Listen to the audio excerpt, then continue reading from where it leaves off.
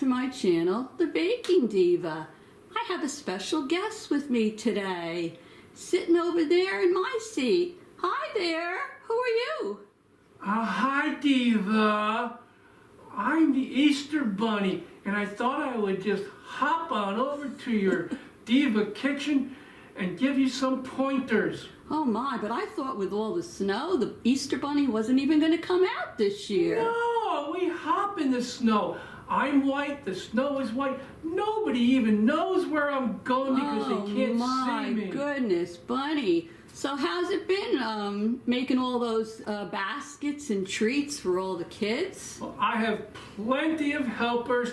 They're little bunnies and they love making those chocolate eggs and everything else. And you understand, bunnies don't lay eggs. We just collect them. Oh, I see. Now let me ask you the big question.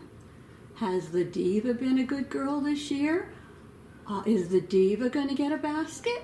I would like to plead the Fifth Amendment on that one, if you don't mind. What does that mean, Easter Bunny? I tend not to incriminate myself. Oh my goodness. Well, I bet the Diva does get one. Let's hope she does. So anyway, Bunny, it was really nice having you visit my channel. Are you enjoying yourself?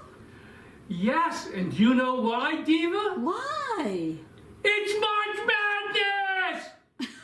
It's what? March Madness. March Madness.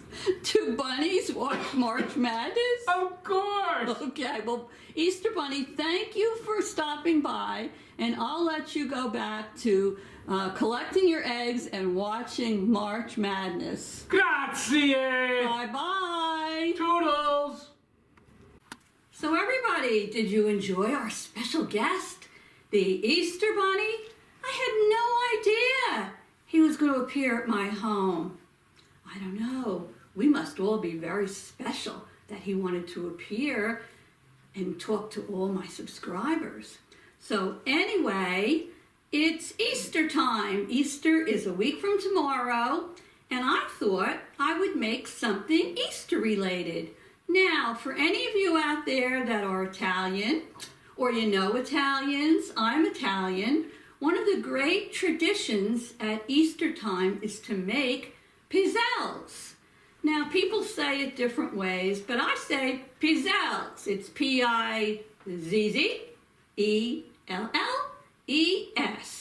And pizzelles are almost like an Italian waffle. They're a very thin, crisp cookie, and you use a Pizzelle maker to make them. Most of the ingredients are ingredients you already have in your home, and there's so many fun things you can do with pizzelles. You can make them plain, you can make them chocolate, you can make different things with them. So I am going to get started if the cameraman's ready. Are you ready, cameraman? Si, senora. Okay, so we're going to get started and we're going to make our pizzelles. One thing that's interesting that I found, now we have modern day Pizzelle makers. But in Italy, years ago, everyone used to have a Pizzelle maker. And they were handheld, and a lot of them had their family crest on them. Bet you didn't know that, huh? So anyway, let's get started with our pizzelles. I'm going to take a bowl, a medium-sized bowl, and in that bowl, I'm going to put 1 3/4 cups of all-purpose flour, but I'm going to put this little strainer on top, and I like to just strain it through there because it's important that we don't have any lumps and bumps in our batter. So I'm putting my 1 3/4 cups of all-purpose flour in there, and to that I'm going to add 2 teaspoons of baking powder, not soda, remember, baking powder. So 2 level teaspoons of that.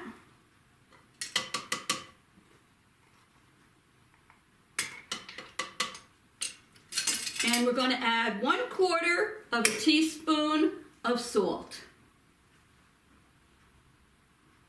Some people say it's a pinch of salt, but that's good. I've been baking long enough to know what a quarter of a teaspoon is. So I'm going to take my little spatula, just going to run it around in here until everything goes through the sifter. It doesn't take long, and it'll be nice and smooth, and we won't have any lumps and bumps in our flour. So my grandmother used to make pizzelles, and out of one batter, you can get quite a few of them. And she used to pile them up, and you'd see piles and piles of pizzelles all over the kitchen table. And everybody would kind of scoot on by and grab one of the pizzelles. I don't know if the cameraman ever had pizzelles. Have you had any pizzelles, cameraman? Absolutely. You like them? Sure, your grandmother was a great cook. Yeah. I remember very well in Newark. Right. So this is all combined in here, just stirring it around a little bit. Okay, I'm going to put this aside. They're very easy to make. And now I'm going to take another medium-sized bowl, and in that bowl, I'm going to put 3 eggs. Just going to stir those eggs around a little bit before I put them in.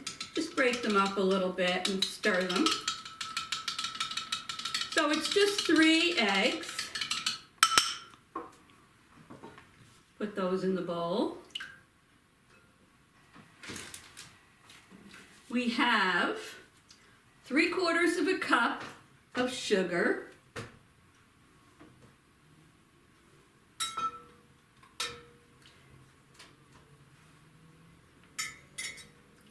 And we have an extract. Now, the traditional way to make these, the way I make them, is to put the anise, A-N-I-S-E, extract in there. I think it's delicious. And it has like a licorice scent to it. So good. Some people who don't like this will put vanilla in there. Depending on what region of Italy you're from, some people put like a citrus flavor in there. But my favorite is the anise, so I'm going to put that in here today. So it's 1 tablespoon of the extract. Okay. Move that over here. And I'm going to stir that all together before I add in my 1 stick of melted butter. So let me get this all mixed up. Let me go get my melted butter, and I'll be right back. Okay, so I have my whisk, and I am continuing to whisk the eggs, the sugar, and the anise extract. You want to make sure that all your granulated sugar is dissolved in there. You don't want to have any crunchy sugar bits in your pizzelles. So I'm mixing those. Sometimes you can get it over to the side of the bowl and do it that way. Now I'm going to put in my 1 stick of melted butter. I had to go get that. Make sure your melted butter is not too hot or you'll cook your eggs. So let me put that in, move that aside, and keep mixing. We have to get all of this mixed really well. All right, so this looks pretty good. Some people might say, why don't you use a mixer? You can use your hand beater. Yes, you can use your hand beater, but this is how my family did it, and this is how I grew up learning how to do it. So I do it with the whisk. Make sure it's all mixed in there. It looks good. You can even take a spoon and run your spoon along the side. It'll almost tell you if the sugar's dissolved, and that looks pretty good. All right, so now I'm going to move over my mixture with the flour, and you know what I'm going to do now. I'm going to combine the both of these. So let me start adding my, well, this bowl is a little bit bigger. I'll add my flour slowly, and I'll keep mixing it until we have them all combined.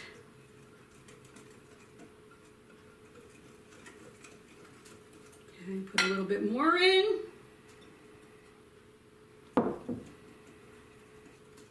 Notice I put my jelly bean apron on for you guys today. Diva always likes to get in character one way or another.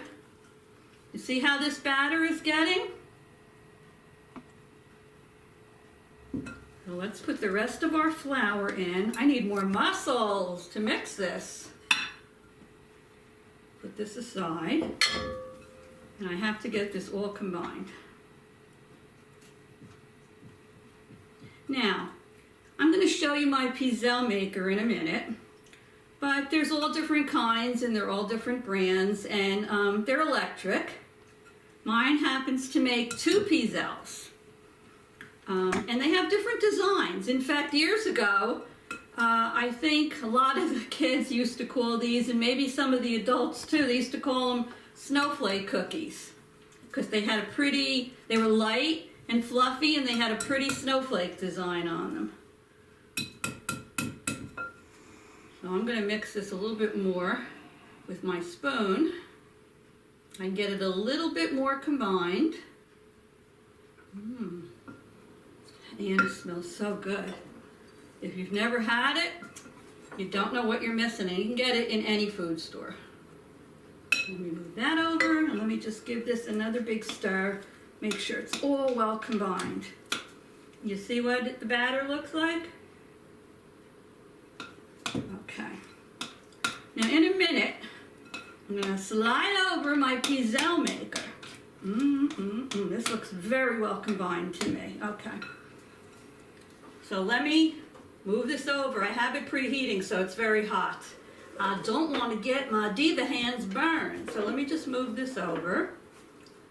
And I'm going to ask the cameraman if he can zoom in a little bit on this Pizzelle maker so I can show you what it looks like. You lift up your handle, and inside, I'll hold it up.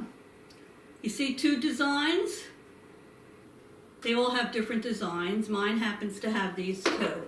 Now what you want to do is you want to spray your Pizzelle maker with a non-stick spray, vegetable spray or canola, or you can even use olive oil spray. That's healthy.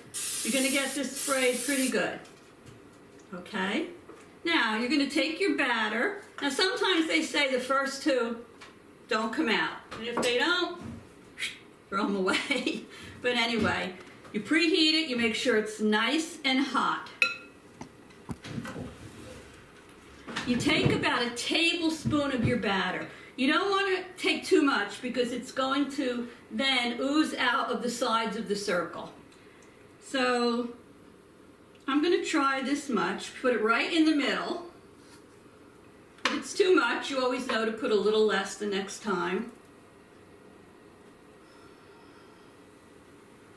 Put a little more over there.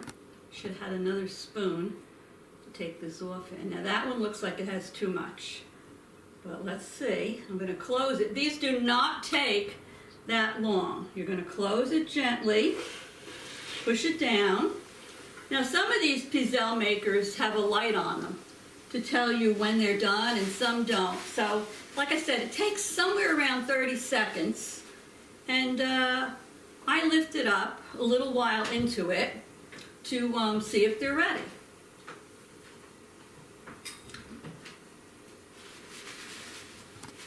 I'm going to take my little spatula to see if I can lift it out when we're done. And one thing I will tell you is if your pizzelles, and I'll show you, go over the circle, it doesn't matter. When they cool, you can have fun. Just break off the edges and eat them. So let me just take a peek at how these are going. See, now that was a little bit too much batter, but these are going pretty well. You want them browned, but you don't want them too brown. So I'm going to take these 2 out. These are the first 2. And I'm going to put, whoopsie, a little bit less batter in the next ones. So I'm going to just put a little bit. You don't need a lot of batter. That might even be a little too much, we'll see. Okay. Alrighty, whoopsie. Dolores, you need another spoon. Let's close it. Okay. Now these will, look at already, this pizzelle is already hard and crispy. They cool very quickly. And like I said, once they're all cool, if it goes beyond the circle, just break it off. And you can eat it. This came out a little brown because it was my first one. So good. They're like a thin, crispy Italian cracker or cookie. So let me see how these are going to come out. They didn't take very long at all, did they? No.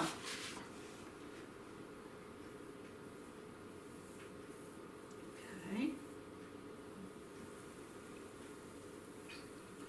I might want to spray a little bit more of the baking spray on there if these come out brown.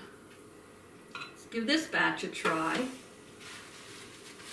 It's hard to say how many pizzelles these will make, but it makes quite a few. This one's still hot. So you see what I mean? This is a little brown, but that's what it looks like. Now what I like to do is, after I make them, I like to sprinkle confectioner's sugar all over them. I think they taste best with that. But in a minute, I'm going to show you something else you can do with these.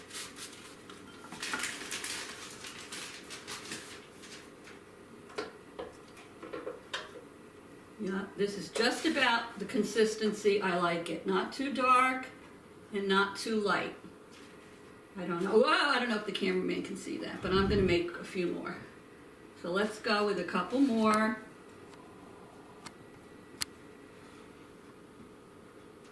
After a while, you'll get to figure out how much batter you need to put in there to get it right.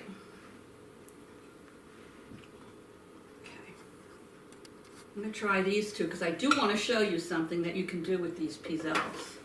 But they're certainly easy enough to make, right? I'm going to taste this one. There's no mistakes. There's no reject when you're making pizzelles, because the ones you don't like, you just eat, right? Now, years ago, and I think nowadays they call pizzelles the poor man's cannoli. Did you know that? And the reason being, I used to make all my own cannoli shells. And I have these special metal tubes that you use for your cannolis. You can easily take your pizzelle, and while it's still warm,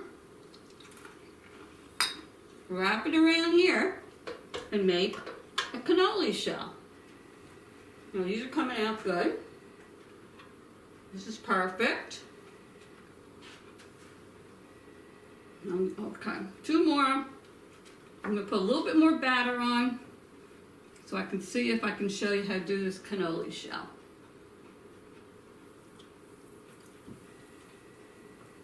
Probably should stir your batter because it does get a little thick as it's sitting there. Okay. Aren't they easy to make? You just put the batter in there, close it. It's probably less than 30 seconds, and they're done. And they are, oh, good.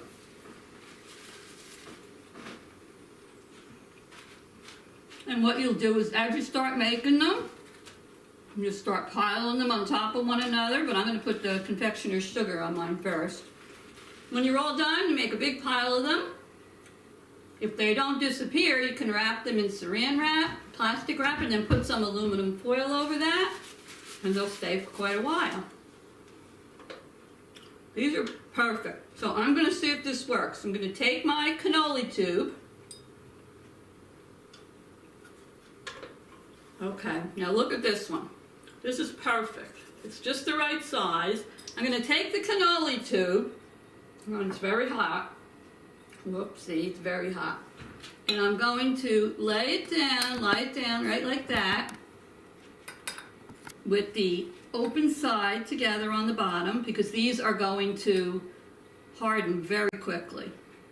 And just leave it sit there, and we'll see if we get a cannoli shell out of it. And here's another one. So anyway, I'm going to sprinkle some confectioner's sugar on these. And some other ideas for you is you can take 2 of these, you can soften ice cream. Put softened ice cream in the middle, put another one on top, make an ice cream sandwich. You can even dip the edges in sprinkles. Comes out really cute.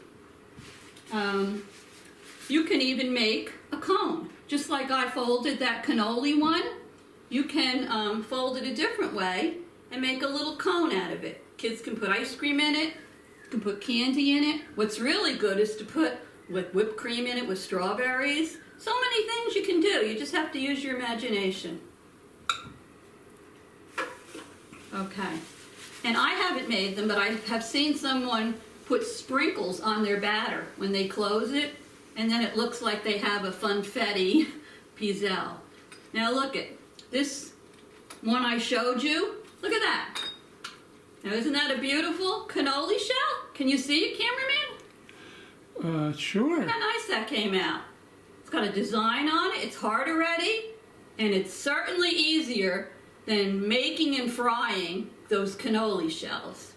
So anyway, I'm going to sprinkle some sugar on here and finish making them. I'll be here for a while. My guess is I might get about 30 out of this recipe, but it's hard to say. See, cameraman, if you can zoom in, we're just going to sprinkle confectioner's sugar on there. They're so good. I'm going to plate them, and I'll put a still in the picture so you can see what they look like. I forgot to mention, if you like our videos, please subscribe. Go down below and beep, hit that subscribe button. I really would appreciate it, and it would help my channel to grow. And right next to subscribe is a little bell. Bing, ring the bell. And that's how you'll get a notification from YouTube that I have a new video up. So thank you all. I appreciate each and every one of you. Happy Easter. Toodles. Mwah.